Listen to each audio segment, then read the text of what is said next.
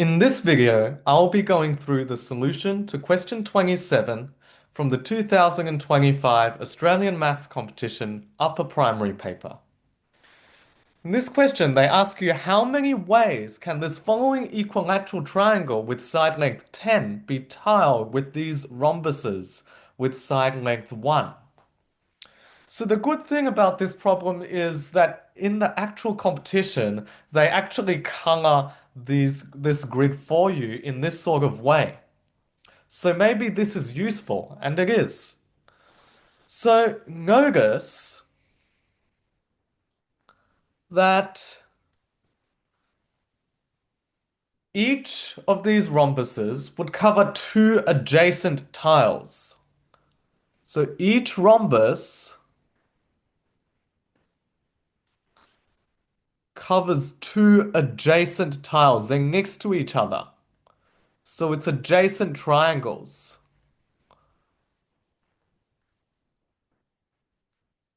So that means we know that each rhombus must cover one white triangle and one shaded triangle. Because in this diagram, you can see that next to each white triangle must be a shaded triangle. There's never two triangles of the same color next to each other. So now let's count.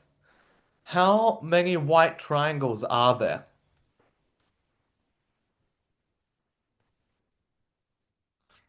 Well, there's one in this row, two in the second row, all the way up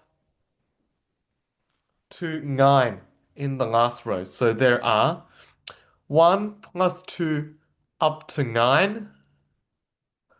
So there must be 45 white triangles.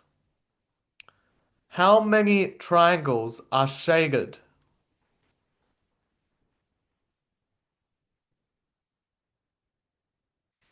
Well, there's one in the first row, two in the second, all the way up to 10. So the total number of shaded triangles is 55.